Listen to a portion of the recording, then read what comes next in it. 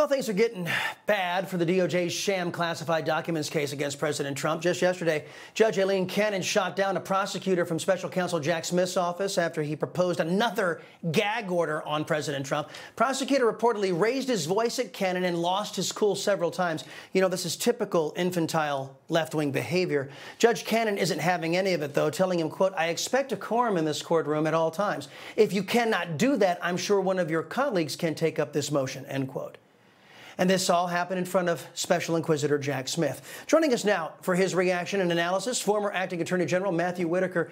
Mr. Attorney General, great to see you again, sir. All this comes as Special Counsel Jack Smith admitted the FBI added cover sheets to classified documents found at Mar-a-Lago and took photos for the evidence. This is all part of the revelations that these jackals tampered with evidence, mishandled classified information, and lied to the court about it. DOJ apologists say this is all normal, nothing to see here. Is it normal behavior? And what's your read on Cannon's patience with a clearly corrupt prosecution? Yeah, well, it's good to be with you tonight. I think Judge Cannon is really becoming frustrated with Jack Smith and his team because, they're trying to bully her.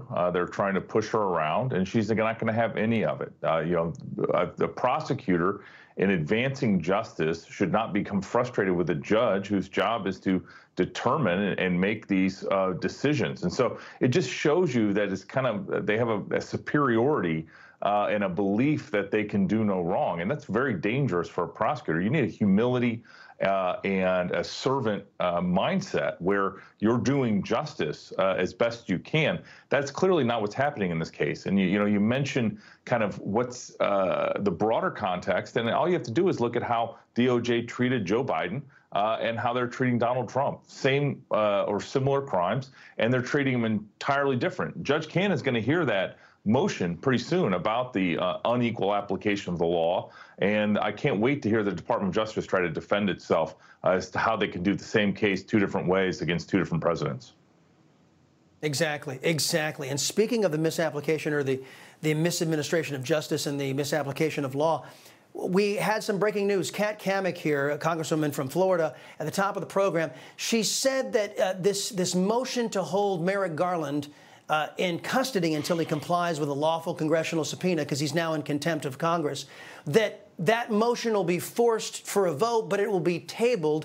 And the way that happens is there will be defectors on the Republican side who don't want to treat Democrats the same way Democrats treat Republicans. Same violation, but different treatment under the law. What is your message, Mr. Attorney General, to certain Republicans who want to treat the Attorney General Merrick Garland in a different way than Peter Navarro has been treated, or that Steve Bannon will be treated by sending them to prison?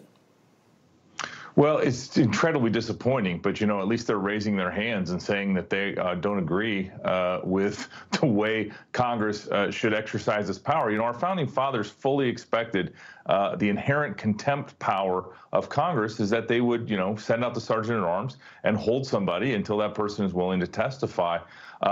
Somehow along the way, the Department of Justice started taking these cases and applying their political lens to it. And to your point, they prosecuted Steve Bannon, they prosecuted Peter Navarro, but now they say that somehow they don't have to prosecute Merrick Garland for the same contempt vote of Congress. And that's, I think, a real problem. And I'm glad, on the one hand, that Congress is willing to exercise its power under the Constitution. But on the other hand, the Republican Party does have some weakness, and you're seeing that play out right before our eyes.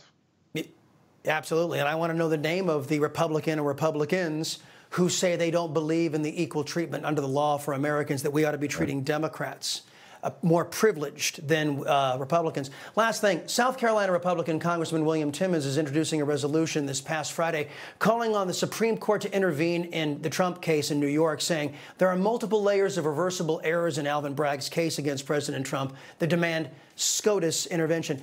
Do you see this happening? And if it does, what can the Supreme Court do?